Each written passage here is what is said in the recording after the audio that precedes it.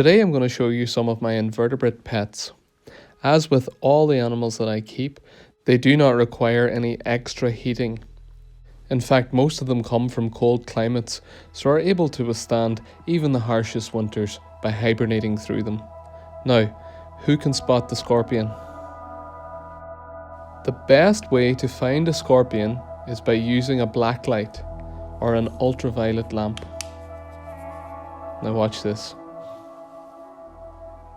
There she is. And she was there the whole time. And if you look to the left, that's one of her babies. And in fact, there's two babies there on screen now. And you can see the one closest to her moving around. Next are my Peruvian black stick insects. Again, they come from cool-ish climates. They wouldn't do well outdoors, but they do quite well without any supplemental heating indoors. Next are my Alvino garden snails. These are just common garden snails. Helix aspersa, I believe, is the scientific name. I have speeded up the footage a little bit here so that you can see them move around. I spotted these guys a few years ago and I was intrigued by the colour. I presume they're albino. They certainly have no pigment in their skin. It breeds true.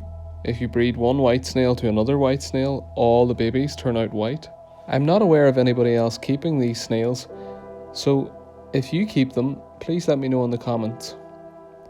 These are not giant African land snails. Albino giant African land snails are very common. These are common garden snails. Again, because they're a native snail, they do very well in our cold climate here. I currently have around 17 of these snails and I'm hoping to build up the numbers again this year once the weather warms up and they start to breed. Another cold tolerant species is the European stick insect. These were bred by a friend of mine. Still quite young, so I'm keeping them in a small container to keep them safe and monitor their progress. Next are my New Zealand stick insects.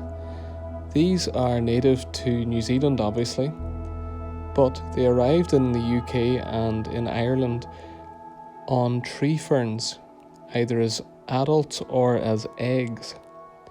The climate here is quite similar to New Zealand, so they were well able to cope with our winters. They're actually quite a large stick insect. Next is the most common of all, the Indian stick insect. Almost everybody will be familiar with this species. This is literally just 1 day old. I'm delighted with this as the last of my adults sadly passed away a few weeks ago. So this is the start of a new generation of Indian stick insects.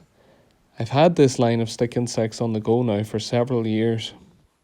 And these are the cages that I use to keep my stick insects in. The first one's an exoterra and the second one is just an aquarium up on its side and a pair of tights used as a screen mesh door. These are my gamaris, or freshwater shrimp. I use these as cleanup crew and as treats for my amphibians. Finally, my aquatic snails. These are my red ram's horn snails. And these are my giant pond snails. Both species are native. The red in the ram's horn snail is a mutation. The wild, natural type are brown. So that's my invertebrate collection, guys. As always, thanks for watching and please subscribe if you'd like to see more updates from my animal collection. Thanks for watching.